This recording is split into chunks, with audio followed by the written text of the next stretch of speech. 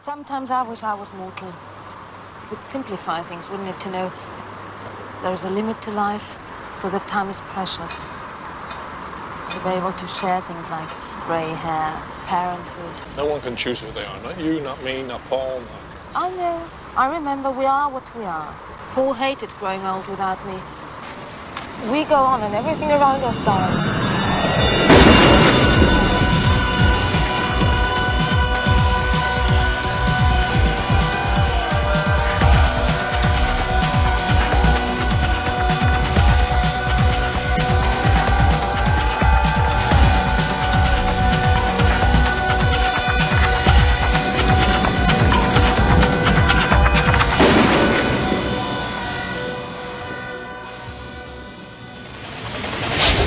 Welcome to Highlander Rewatched, the podcast where we watch each and every episode of Highlander the series and discuss it in detail. We're going to start with another question. This time it's going to be, what would your immortal job be?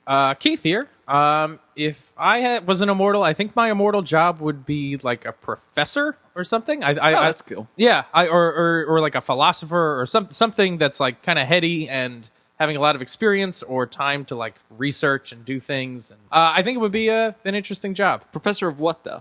I guess like it would make sense to be like professor of history, maybe. I guess. I think a nutty professor. Ooh, the clumps. Yes.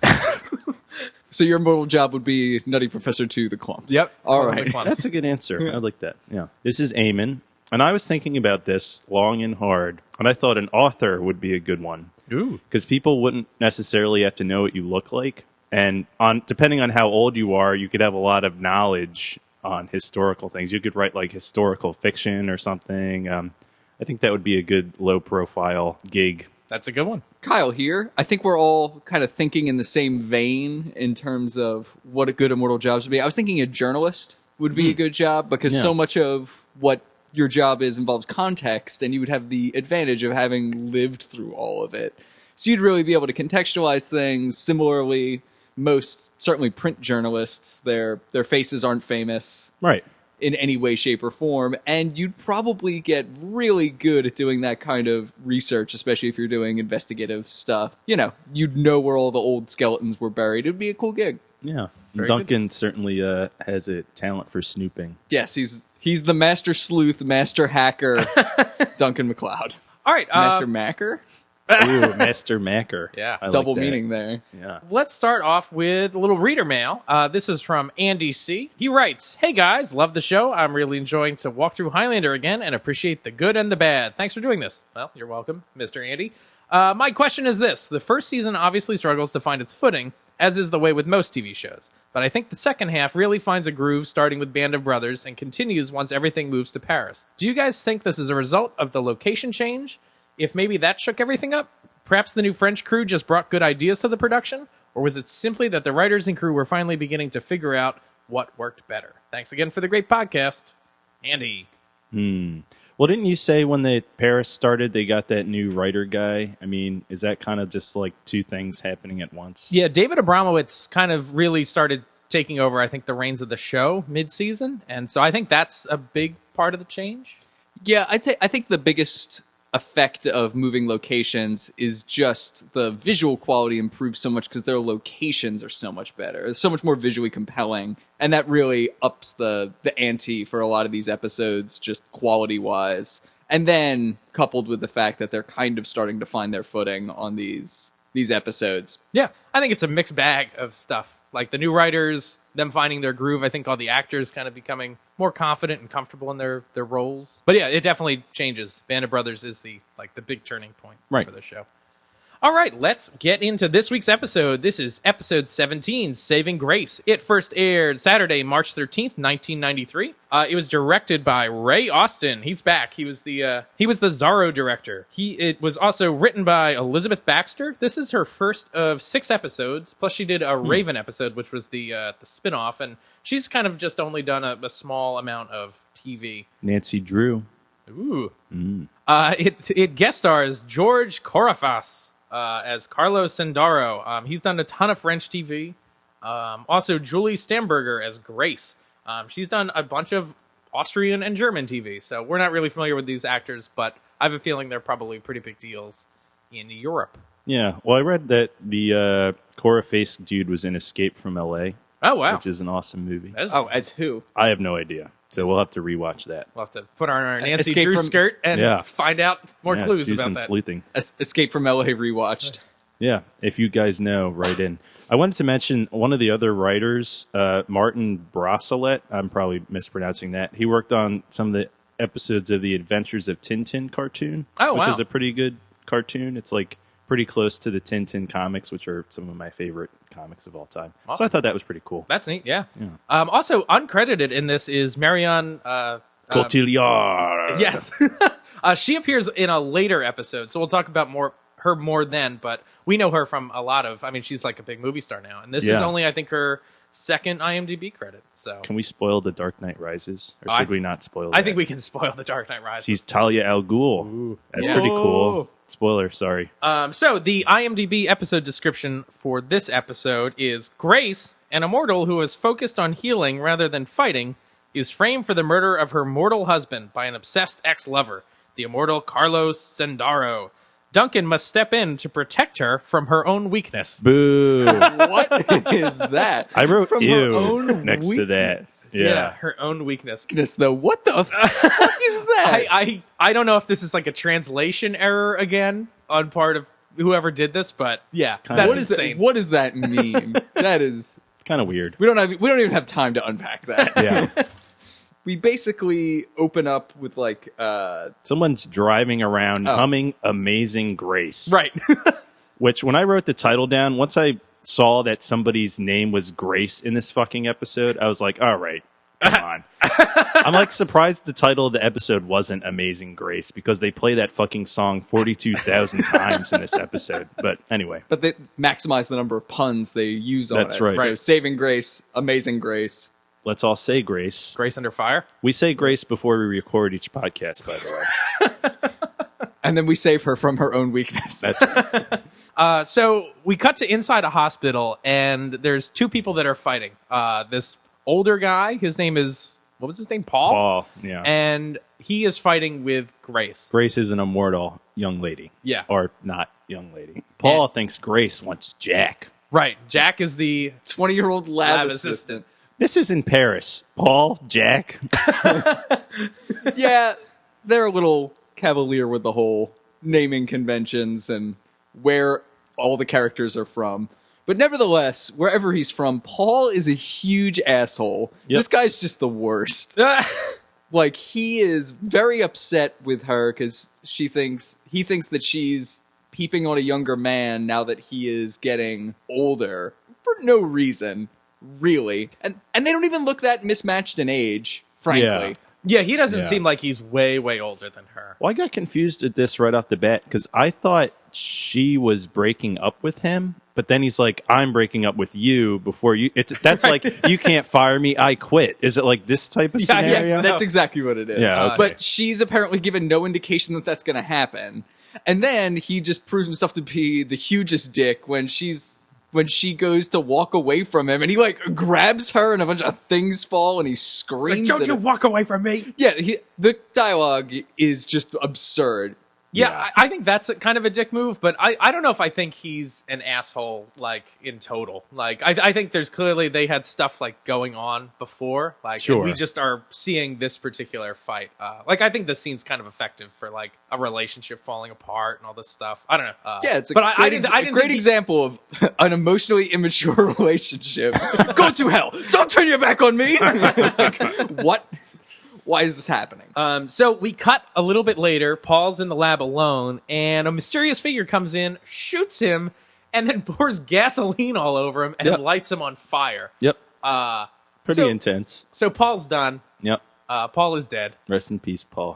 Oh, and the gas can that's used looks like I was waiting for that to be a clue of some kind, because it is like an old-timey gas can. I didn't Like, this notice thing that. looks like an antique. It's not like one of your standard little red things of gasoline or something. It looks like an antique watering can, and he uses that to douse him with some kind of accelerant. So after this, we're now in the church with Darius and Duncan, and this scene is crazy balls.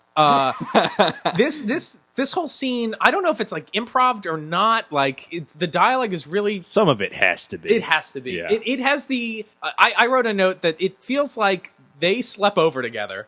And, like, if this was in a romantic comedy, this would be, like, Darius is making Duncan an omelet. And, like, they're having cute, like, we just woke up banner. I'm going to disagree, not with that part, but with the fact that some part of it was improvised. I think it was all scripted. Yeah. Yeah, because I don't think you improvise about Pickett's charge. And, like, I don't think that's just a some of it must topic be of scripted, but improvisation. Well, you want to play? Yeah, let's should we- play some yeah. of this clip. It's funny what would drive men to their deaths. You know, neither Pickett nor Longstreet wanted to take that hill. He just But opened Lee the had light. He's like, 15,000 men. so He bright thought he was outside. unbeatable. Pride that goes before the fall, and He's now victory to stretching those and who just hold the thrusting high his ground. pelvis towards Darius. Careful, you can knock that over. I think that's Oh, that's improv. right. That's, Yeah, yeah. you may He's like, be a careful, priest. you're going to knock it over. But you still think like a warrior. Now, Napoleon, on the other hand, where's that book on Napoleon you had? Napoleon, that's over there. It's in there. So this Napoleon thing. The war in comes the back abstract up. is a great Yeah. intellectual puzzle, but in reality, it's all blood and tears. Then why make it into a Blood and game? tears.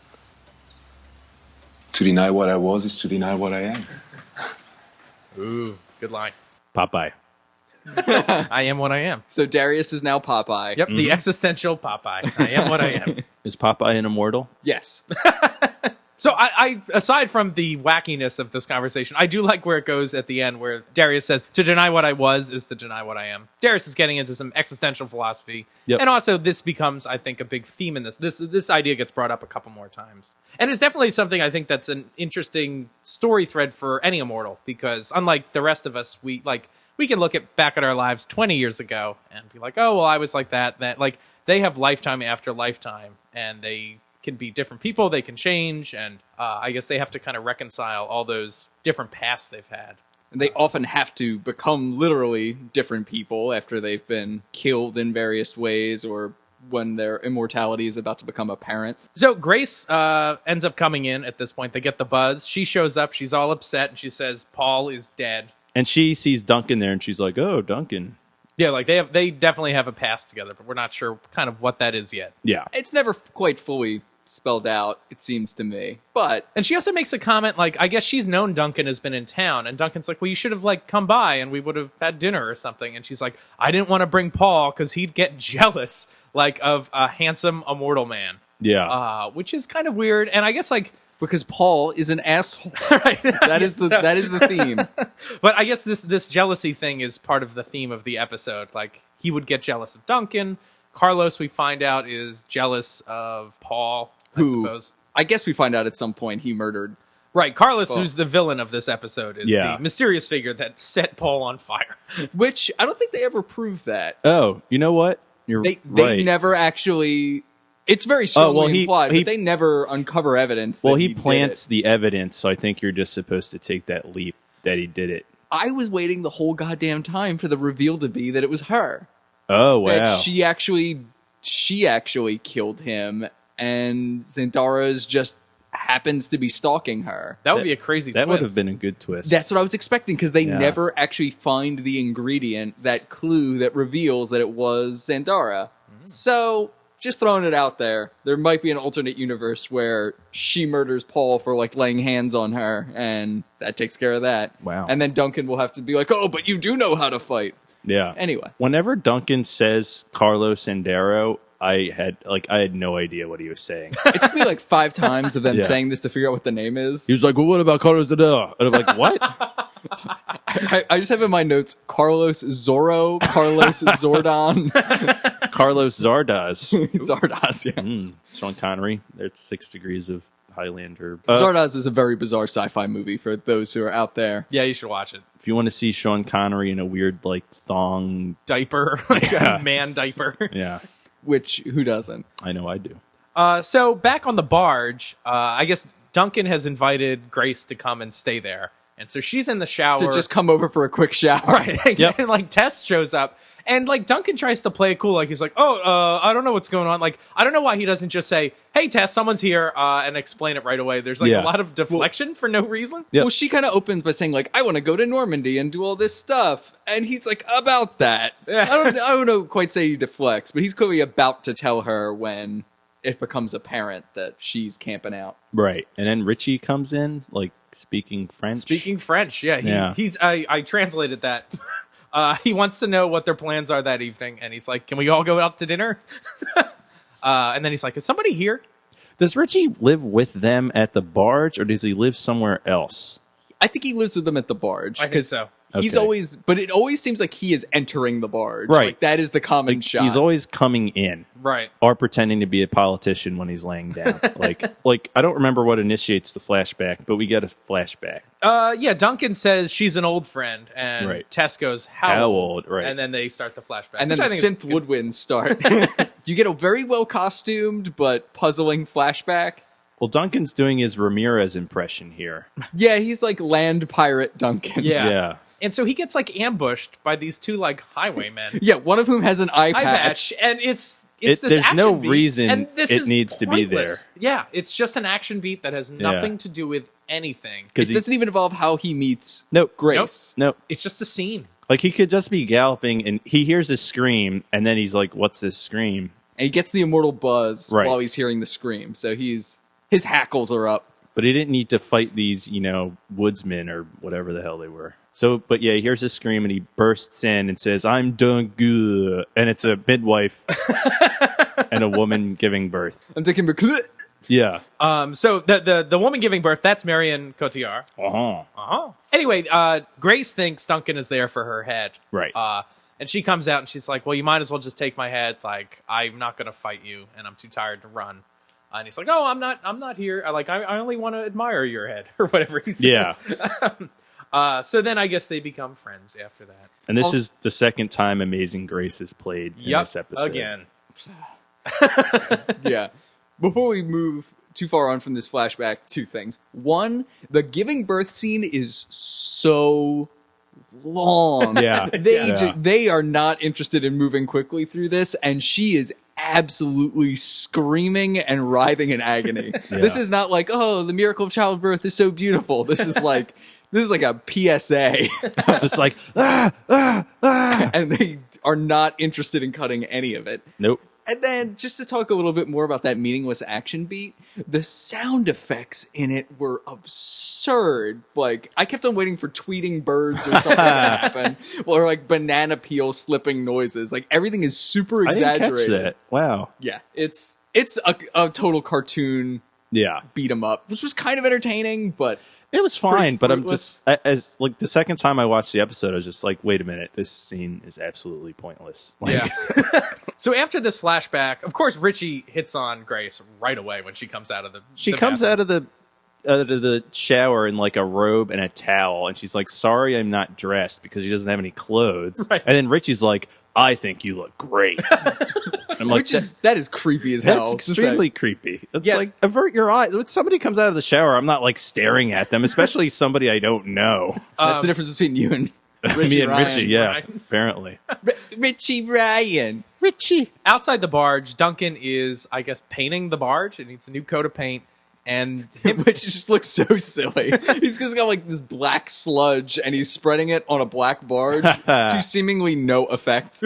Yep. Grace comes out and they have a discussion, which is, I think, an interesting discussion about, like, sometimes she wishes she was mortal, could have a Right. baby. Mortal. And then there's an interesting thing. Duncan says to her, no one can choose who they are. I don't know. I feel like this show kind of is getting some of these themes a little mixed up, or who Yeah. believes what, because... Well, in a later episode, he gives advice to somebody else that kind of, to me, contradicts what he's saying in this episode. Exactly. And in the episode Family Tree, like, the whole point of that episode is like, Richie, you can choose who you are. Right. And I don't know, it's the way they phrase these ideas, I think they come across a little contradictory. Yeah, and it's the fact that for some reason the lesson always has to come out of Duncan's mouth. Right. They've decided someone that he always has to be the one dropping this wisdom. But then that just means that each episode sometimes teaches a contradicting lesson, but it has to come from the same messenger. Yeah. It'd be one thing if Darius said it, or Tessa said it, or something else, because that would be interesting, because then there'd be different points of view reflected. But instead, it just turns Duncan into a fruit smoothie of mixed up ideas. Right. Also, like, if what Darius is, like, espousing is, like, existential philosophy, like, he only has part of it. You can't reject what you were before, but you can also decide what you want to be in the future.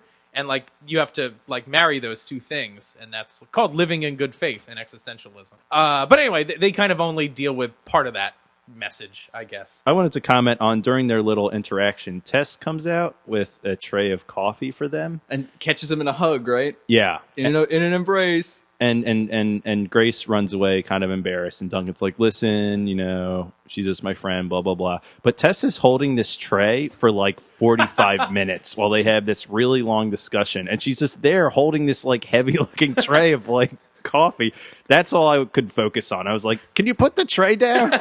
And I'm sure when they were shooting this, too, she probably had to hold that tray for 4 hours. Yeah, and they filled it with coffee. Those weren't prop mugs. It's heavy ceramic full of coffee. Yep. But Tessa's cool about it. Yeah. She actually handles this, I think, really well. As opposed to maybe in a later episode where she does not handle Nope.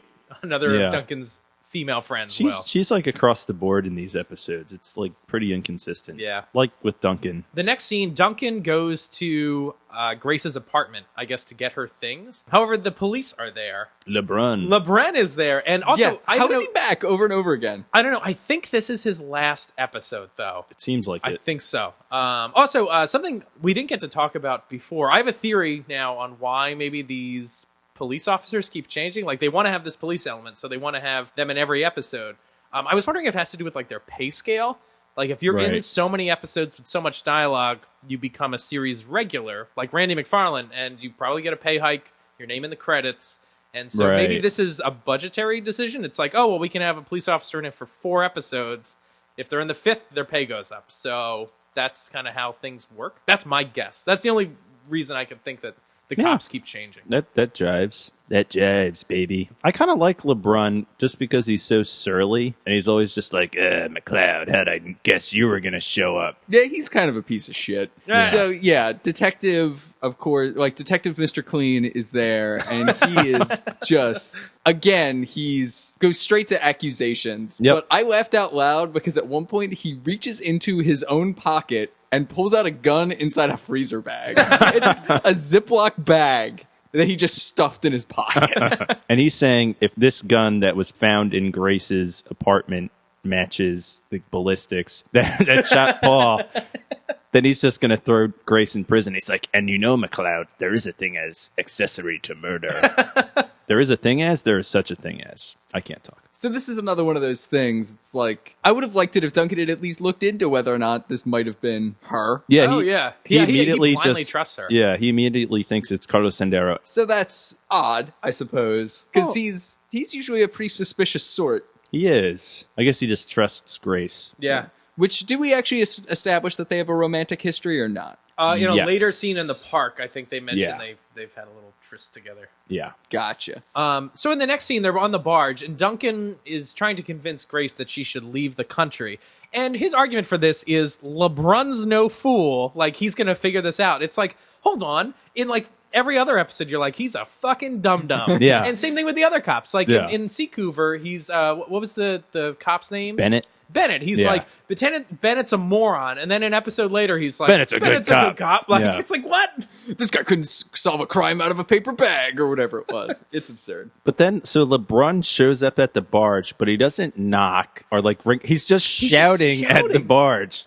McLeod! Q-Tip shouts at barge. Yeah.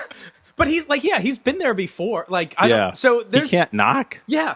Richie goes to get the speedboat. Like, they're going to make an escape. Right. He's like, got it, boss, which is good. He calls Mac boss. Yep.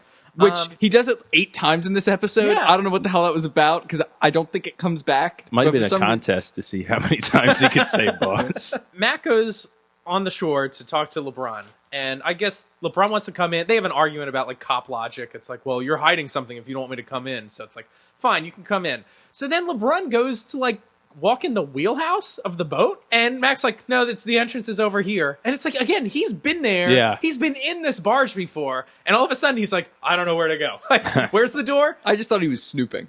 Oh, was that it? That was my that could be, yeah. Which, on that topic, how on earth do they manage to get off of a moored boat without him noticing? Yeah. Also, on a speedboat, which, by the way, are not stealth boats. Yeah, how did he not hear that boat going away? Yeah, or not notice two people trying to sneak onto it as it goes away. It's like, how? How does this work? Right. How does this not result in him being like, oh, I knew you were concealing this fugitive. There she goes. So Richie in the barge is like throwing cards into a bucket or like a hat Yeah, it's or like a something. bowl or something. Yeah. Yeah, It's pretty funny. It's really actually very funny. And especially because this whole time there are these like weird music cues and super rapid cuts going on. Well, the thing that's crazy about this is, this scene is being intercut with Grace and Tess are now on the ashore, and I guess they're trying to get to safety, like with Darius or something. So anyway, this is so odd because they get Grace gets the buzz, Right. And it's like, someone's after me. It's probably Carlos. He's gonna kill me. Yeah. And so they're running for their lives, and then they just cut back, and Richie's like, and he's throwing cards in a vase. So it's like this weird tonal shift. Don't worry, everybody. Richie gets one in. Yep. Yeah.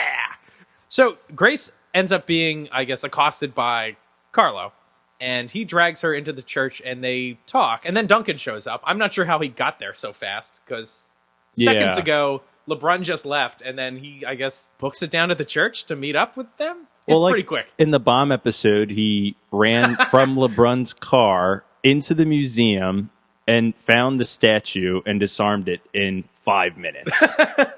He's very fast. Yeah. So then we get this flashback to 1840. Duncan looks awesome. In a stovetop hat. Yep. And he's basically intercepting Grace and Carlo from going away. Yeah, they're going to go to the Amazon. I guess she wants to do research and find new medicines. And he is a slaver with a plantation Yep. larger than Paris. A rubber plantation. And then Duncan, warns Grace about him. He's like, I've heard Carlos doesn't, give anything up once he has it. It's like, huh? How did you find that out? And that's a weird thing. How did someone say that? That's a rumor going around about him? I'm you know sure what they say about that guy? Yeah, he holds on to things tight. It's like, what was the example? Maybe say that he tried to murder his former ex-girlfriend, if that's what you heard. Yeah. Right. Well, and there is the continuing theme in Highlander where the woman belongs to the man. Because Carlos says, she's mine now. Forever. Yeah. Ever. Right. Yeah. But it gets really tense with the two of them. They're both threatening each other. Yeah. Also, it's a little weird. I'll talk about it a little later more. But Carlos must be an okay guy. Grace seems to be a great person. She fell in love with him and was with him for 100 years. I kind of wish that he was not quite as much of a dick. She must have liked him for some reason. Well, I think he changes. She mentions that he changed over time. Yeah. So maybe, I don't know. But I don't know. It doesn't seem he seems like such an asshole now. Yeah. So I don't know what's the deal. Or he puts on a different face for her, or I don't know. People change, or seasons change. Hide stuff. That's true. Yeah, and hide stuff. Because, by the way, guy was apparently a slaver. Yeah. So, this guy's very evil. Yeah. We're back at the church. With more Amazing Grace. Yeah. This time the Beavers. Yep. And I just have a note here. Enough with Amazing Grace. The first time it happened, I laughed out loud. The first time it started playing, I was just like, oh, and started laughing. By the third time, I was like, shut up. And they're going to play it at least 2 more times in this episode, just FYI. So it kind of just fizzles out at the church. Yeah. Carlo leaves.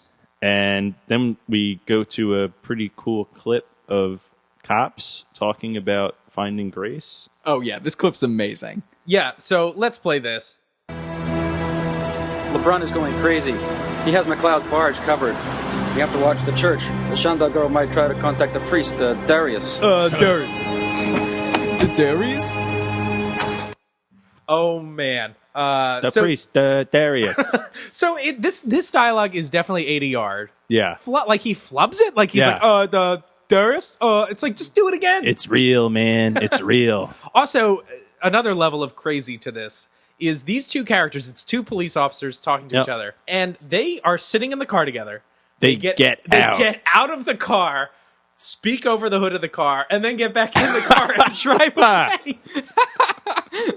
That's amazing. This is my favorite scene. Yeah, it might be one of the best scenes in the episode. Which, quick thing about the church scene before we move on from it. So, just a little wrinkle on Holy Ground. Can you be ineffectually violent on Holy Ground? Because she kind of gives them like a, I don't know, child punching Oh, Yeah, shit. she right. like claws at him and stuff. Yeah, she claws at him for murdering Paul, which he still denies. Yeah, he does affirmatively deny doing it. Yeah. I don't know. I guess it's not very threatening. I mean, it's not like Right. he's Right. actually in jeopardy from what she's doing. Right. But she does like lay hands on him, and Yeah. you know, That's a Good good question. point. Yeah. which then also led me to wonder, because he kind of absconds with her into the Holy Ground. Can you drag another immortal onto and or off of Holy Ground? Can you go into Holy Ground and like grab someone by their like the scruff of their neck and drag them out onto the street? That's a really good point. And what's the demarcation? Is it like right outside the gate? Like, could I chop your head off like right in front of the door of a church? Yeah, because in previous episodes, like once they've crossed over that gate into like the yard of the church, that's holy ground, and they have plenty of conversations in like the yard, Right. and that's holy ground. But it's just I mean, I don't know. It's God's yard, Keith. Yeah. Next, Richie is in a graveyard looking for a suitable identity for Grace to take over, and he finds a gravestone that says Isabel Pontan, and she was only alive for 8 days, and he's like, you missed a hell of a party.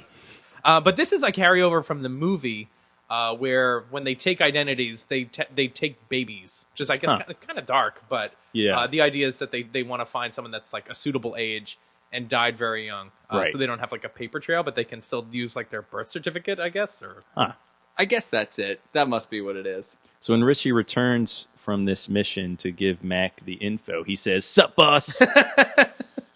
So when Richie shows back up, he informs Mac of like that LeBrun's men are outside. He's like, yeah, they're still staking the place out and they're not very good at it. So Duncan manages to forge her an ID in some way and gets all that taken care of Right. using this dead baby's identity. And then it cuts to Tess and Grace visiting fucking Paul's grave. And I'm like, why isn't his grave being staked out? Why is this grave being staked out? How is he buried already? Right. What were all the services? This is insane. This is a very fast burial. Yeah. And so Sindaro is there waiting for Grace. And he's like picking like flowers that are on somebody else's grave to like give to her. It's just like he's doing it right in front of her. It's very weird. No, I should have thought. I thought I had enough to stake this place out, not enough to get flowers. Yeah. So here you go. So they have a whole discussion about how I guess he started to dominate the people. That Yeah. he was like, and treating, like demanding the villagers worship him like Yeah. a god. So he's terrible. Sounds like Christopher Columbus. Yeah. Basically, Sindaro gets away with Grace again. Like they make Tess go away. I don't know how. Yeah. Again, holy ground. What are the rules? Yeah. What are the Yeah, rules? like, did they sneak past Tess and stuff? Like, I don't know how they get off of there. Like Grace just agreed. I mean, it's like, there are cases where somebody does stay with like an abusive spouse, not to get into too heavy territory here, but maybe it's a bit of like Stockholm syndrome or something on Grace's part. I don't know if she was doing it maybe to protect Tess. Like, maybe. That's what Tess says, Did he yeah. like threaten her at some point? And we don't see that. And That is what Tess says. Tess Yeah. says, I think she did it to protect me. But again, they were on holy ground. Why didn't they just stay? Also, side note, they're also surrounded by people. There are Yeah. other people Yeah. in the background. Just go stand near them. Right. And say, like, hey, can I mourn your dead guy for a while? And perfect cover. Yeah. Or Yeah. better yet, there's a dangerous man here. I don't want him to be near me. yeah. Yeah. So this whole thing is, again, problematic. Yep. So Tess runs back to Duncan. It's like, he's got her. Like, we got to save her. And he's like, okay, let's go. My question at this point is, weren't LeBrun's men staking out Duncan's place? Like, they don't follow him where he got, like, Nope. like, I don't know. That plot point becomes pointless. Yeah. Like, they never used this idea of them staking. It comes out. into play later, but I guess when they stake out Darius, Yeah. the church. Again, But- they're sticking out the barge, though, looking for her. They never established that they're tailing Duncan. I guess not. yeah. Because Tessa comes back without Right. her. Right. Duncan goes to the spot where the flashback took place and finds them packing to leave again. Right. But Grace isn't there. Yeah. She is picking up her passport. How? Another weird time thing. It's like, he just filled out that paperwork. It's like, Yeah. something tells me you don't get a passport in a day. in There France. is a service where you can pay a little extra money and get that passport quick. A day quick? Yeah, sometimes. Yeah. Wow. Yeah. Maybe that's what she did. But then, on I top, just assumed it wasn't even an official passport. Yeah, I thought it assumed was a forgery. Yeah. but maybe it's not. I don't know. She know. had to go to some office to pick it up. But, Yeah. like, she's unaccompanied. I don't understand that. Like, Yeah. she's off getting this thing. Like, and why couldn't she just escape? Just escape. Yeah. I don't understand. And so Carlo is waiting for Duncan there. He's like, Yep. I knew you'd come here. Yep. And it's like, really? Okay. Like, Yeah. like that's why he chose to go there, was because he knew Duncan would also go there. I don't know. I Yeah. thought it was a little weird. puzzling. Yeah. I think this episode actually they have a hard time getting people from like A to B Yeah. all over the place, which is usually not a problem they have. Usually they have other problems in Yeah. these episodes, but I feel like it's really clunky, like how characters like move the plot along. So they get down to business and start their sword fighting. And he's got almost like a machete. Machete. Yeah, Which his is- sword's pretty cool. Yeah. It's cool, and it also seemed thematically appropriate Yeah. since he was like a plantation guy. Like a lot of machete was practically Yeah. also a piece of farming equipment. And for- it's like it's almost like in a holster, like it's on his side or something. Like, and he like pulls it out. yeah, because at least somebody in this show has a scabbard. Yeah, seriously. And for all you video game nerds, I thought it kind of looked like one of Cloud's swords from Final Fantasy VII. Yeah, not the normal one. no, yeah, not the Buster sword. Yeah, not that one. Yeah, but there's like a mithril sword that's like a little shorter that kind of looks like that. So I thought that was cool. But Grace comes and is like, "Hey, stop!" And they're like, "Okay." And if I was Duncan, I would have been like, "Hey, why? Yeah. Remember when this guy's kidnapping you and I'm saving you?" But then Duncan just grabs her and they walk away. Carlo lets them go. Yeah. But then when they're leaving, like, so they're sword fighting, sword fights are loud and they're in this long hallway, which, like, I'm guessing would echo. And when Duncan's, like, taking her away, like, the street is packed with people. So I'm like, nobody heard this? Nobody thought to, like, look at this fight? I mean, that's nitpicky, but. Well, I thought they were on. I assumed that was his property, Right. so maybe they're far enough away. Yeah. Magic for lapse time. Carlo just lets them leave. Yeah. They meet up later with Tess at a cafe. And they have a whole discussion about how she's sick of running and changing her name. But Tess is like, at least you have a choice. Like, most people don't get to choose. Yeah. Which is interesting. But then this is crazy. She wants to say goodbye and not let Duncan protect her. She's like, I don't need protecting. And it's like, that's what Duncan has been doing the entire episode. And that's Yeah. why you, like, came to him. Where it was like, Yep. help me. Like, and now she's like, I don't want anyone to protect me. Well, she comes to Darius, not to Duncan. I'm assuming then she went to Darius for help and protecting. Yeah. Or something. It's weird. It is weird. This character is interesting, but kind of poorly developed. Well, the other thing is, how'd she make it this long without a sword? Because Yeah, she she doesn't have a doesn't- sword. No, and she doesn't seem to like fighting at all. Yeah. Like, and when she met Duncan in the flashback, she was just like, well, I'm not She's going to fight. Yeah, And, like, she's at least as old as Duncan, so she's at least 400 years old. yeah. Like, Well, maybe not 400. yeah, But she could be older. She could. yeah. But, like, I assume that flashback was, like, 200 years Right, ago or 300 right. years ago. How'd she make it this long? By running, I mean, she does say that, she says in that she's too tired to run, but she Right. doesn't imply that she hasn't run in the past or Yeah. anything. Sure. So, the cops were right. She does try to drop in on D-Darius. So she goes to say goodbye because, she just can't write a letter or make a phone call or Yeah. anything like that. She Nope. has to go see him. Mm-hmm. But Detective Q-Tip is on hand and waiting, and he ends up arresting her. Yeah, and then Carlo appears. Well, does Carlo dispatch like 2 cops before he gets to LeBrun? Yeah. Did he kill them? I can't remember. I'm not sure. His sword's out, though. Yeah, he fucks he him might up. have killed him. Yeah. He fucks him up. And then LeBrun comes and like handcuffs himself to her. And then Carlo is like, all right, I'm going to get you now. And LeBrun shoots him in the gut. And he looks kind of sad about it. or pissed off. LeBrun then officers down, by the way. Yeah. Very casually is just like this is so much paperwork, basically, is what he does. And he like goes to very casually and slowly call it in. Yeah. He's like, Detective Turnip here. We've got a dead man here. Yeah. But of course we don't. He's back up. Right. Yep. And then Grace, I guess, is like, he's the one that killed Paul. And he's like, good try, pinning it on a dead man. Yeah. So. Oh, you're fast. That's what he says. LeBron just has so much disdain for Everybody. Like everyone. He must be a joy at Christmas dinner. The drag, though, is he's pretty much always right. Yeah. Duncan is always involved. Like, Yep. Duncan is always killing the people he's investigating. Yep. Yeah, LeBron, wish you were better at your job, guy. Yeah. I like the fake out that we get. So Carlo raises his sword up like to Grace, and it's like, oh, is he going to chop her head off? But it's a fake out, and he breaks the handcuffs, which I thought was cool. I thought he was I going to chop LeBron's hand off. That's Yeah, what I thought he was going to axe the... So then his hand would finally be useless, like he threatened in that first episode we saw of him. That's right. Oh, you son of a bitch, McCloud, my hand is garbage now. That kind of would be funny if they kept on doing stuff to his hand. Like, And he keeps giving the same speech, Yeah. but it comes back fine. chop his hand off and it's there the next episode. So Darius calls Duncan and informs him like that Grace has been kidnapped, and Duncan flips shit. It's awesome. He slams the phone. He slams down, the phone like, down. over. Like, yeah.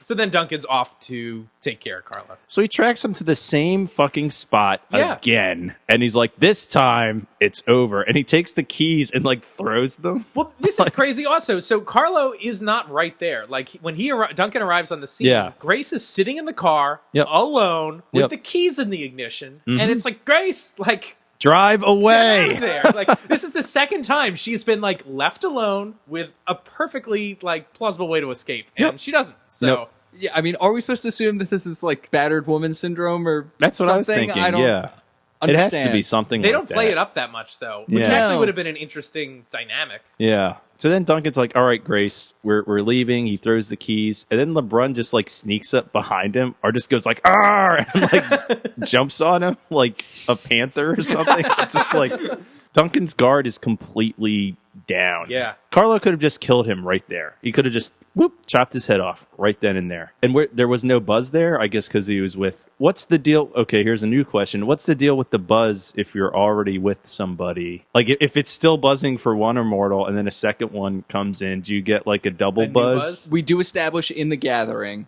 that if there are multiple immortals within buzz range... Buzz range.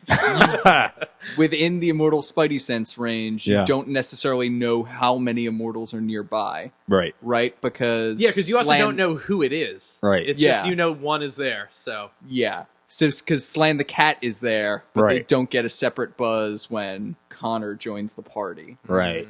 Because it happened all in one go. So Carlo gets the drop on Duncan, and Carlo gets away with Grace in tow. Well, also they run away because there's police sirens, and I was wondering like that they're coming, and it's like, who called the police? Yeah, I don't know. I don't know. And how did I don't know how did they know to go? Like that means Duncan must have called. I guess. Like I don't know. There were no clues to lead them to this place. I'm assuming. Yeah, not that I can remember. So, maybe Darius called them. So they flee. They end up running down to the metro station. Yeah, this is pretty cool. Yeah, Duncan talks like Batman at one point. He's like, "It ends here." Yeah, which is pretty good. Swear to me, I'm not wearing hockey pads. A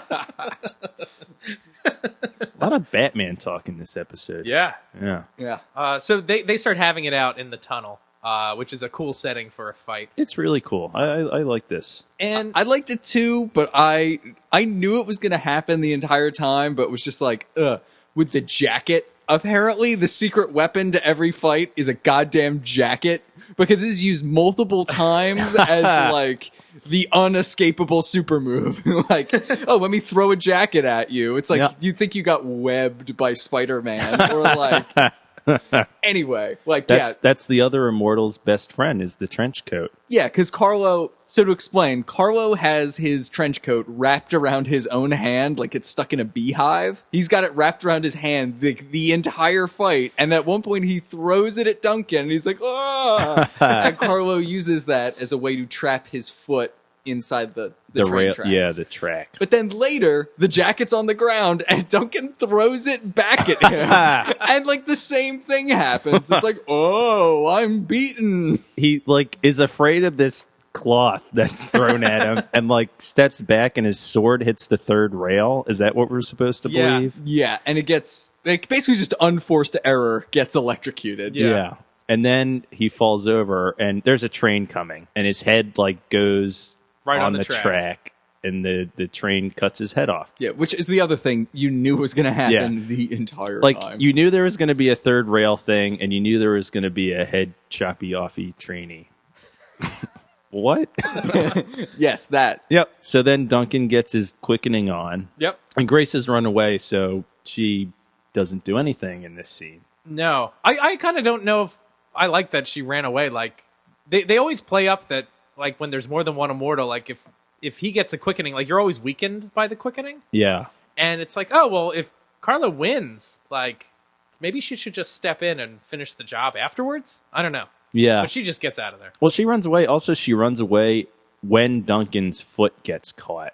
So I'm like, you can't help at all? Like, You can't, I like, don't know. re-switch that lever that got his foot caught. Yeah, that was weird. Yeah. But Duncan was telling her to go, so I don't know. Also, Duncan uses his sword as like a pry bar to get his foot unstuck, and I can't imagine that is good for a sword. No. That's good swordsmanship there, Duncan. Well, he is running around without it in a scabbard, as we've discussed lots of times. He picks his teeth with it. He cuts cheese for crackers with it. I'm just picturing the first Ninja Turtles movie Yep. where they're using it to like chop vegetables. Yeah, and the that's probably pizza, Duncan. doesn't he chop up the pizza with it? Yeah, they throw it in does. the air and he chops But it isn't up. pizza already pre-cut? Can we talk about Ninja Turtles for a couple minutes here? Well, we discussed the Shredder outfit in the That's Beast true. Below, so when- they're strongly linked apparently. So when the Ninja Turtles want a pepperoni, does Michelangelo use the pepperoni like sticks like nunchucks, and Leonardo cuts up? That's how they cut the pepperoni. You know what I'm talking No, about? know he you're does saying. use them as nunchucks in Ninja Turtles 2, the Does he? god-awful Ninja The Turtles Secret 2. of the Ooze? Yeah. Ooh. He uses them, then he throws them at them and threatens, next time I'll use mustard. But that's really not the point. It's time for more Highlander. Okay. So after this big fight, we're back on the barge, and this is like the wrap up of the episode. Grace thanks everybody. Oh, this doesn't make any fucking and then like sense. Luigi is outside, like loading up a taxi. But they're like, oh, well, the investigation's over now. I'm like, how? Yeah. Yeah, you didn't catch your person. And there's no a- one's caught, ever. There's a decapitated person in the subway. Like, no murderer was caught. Grace is still on the loose. How is the case Yeah, over? this is like wide open. This is like this is crazy level open. And you have two injured, possibly murdered police officers and an assaulted, like, high-ranking police detective. Yeah, this thing is so far from over. Yeah. Like, the barge would be crawling with cops. Anyway. Once again, just really, this police element is so problematic. Yep. It's so problematic. Oh, and then so the way the episode ends is, I guess, Grace says she's beginning to understand what Sindaro felt, like loving someone who doesn't love her back, and it's implied that now she loves Duncan.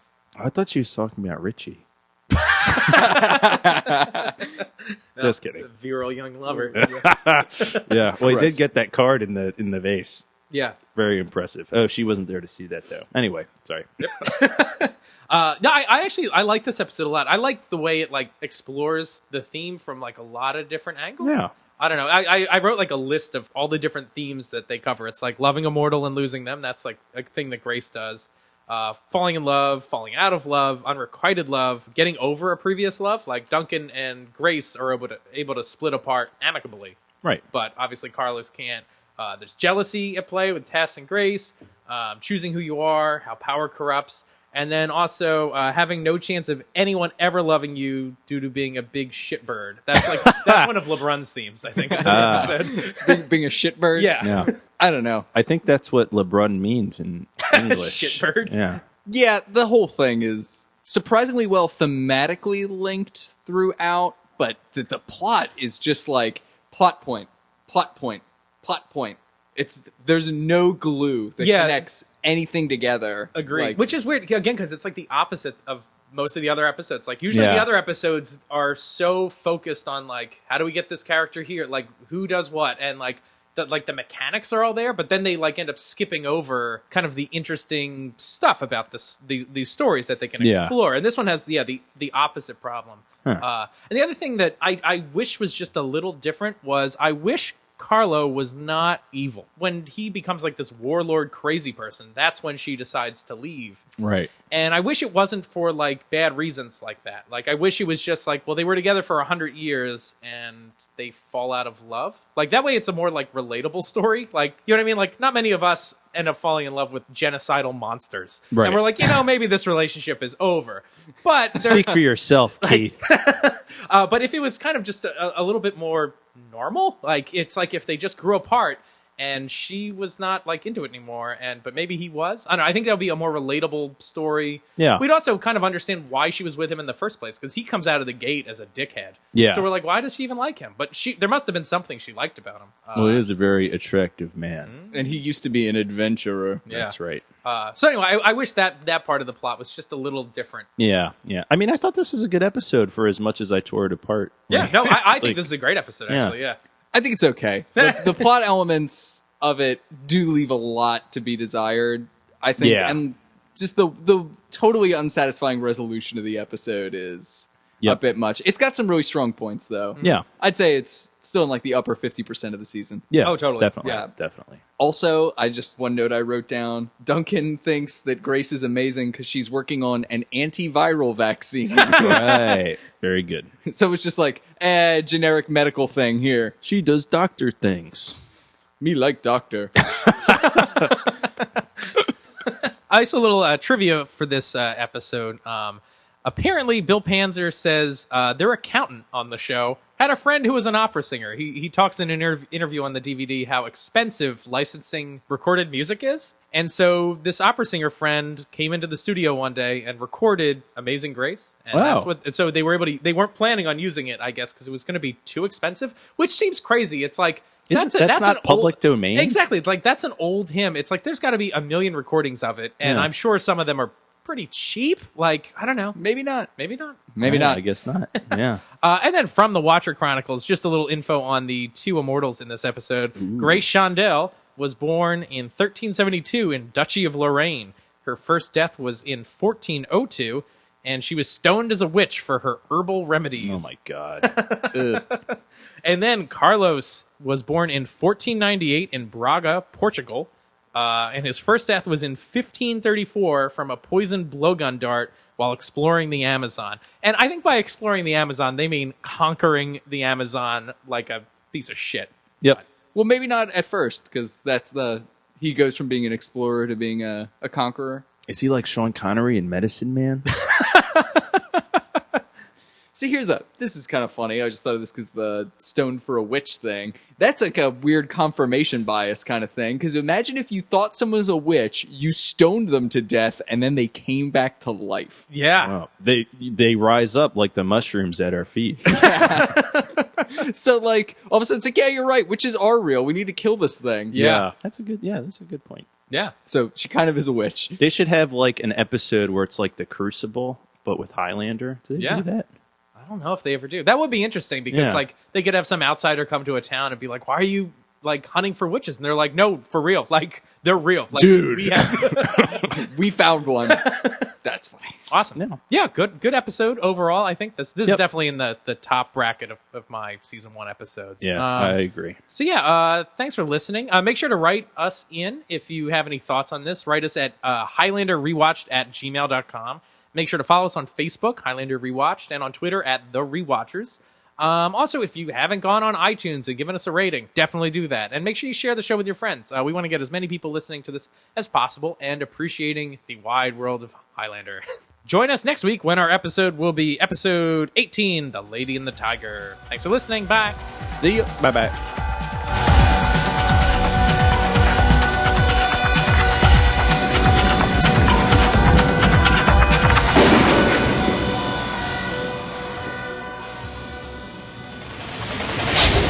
Here's a very subtle new Seacouver clue. Richie makes a comment. He's like, if we were back in the States, I'd have no problem getting an ID and all this stuff for you in no time. And it's Yeah. like, oh, Seacouver is in America. Yeah. Because I guess that's a That was definitive never. fact. I don't think that was ever established Yeah. concretely, was it? I mean, other than Well, from with the fact that Richie. people are constantly wearing like American American flags. flag shit and Yeah, like that's true. a bunch of people with American accents, and they repeatedly describe themselves as being American. Other than all those hints, I guess we never established those in the United States. Damn it. Yep. Just saying. Owned. Oh man. That's amazing. But yes, Seacouver is in the United States. You know So what would have been more amazing if they made up a fake name for Paris. If this wasn't really Paris, even though it looks like it. So, bleh.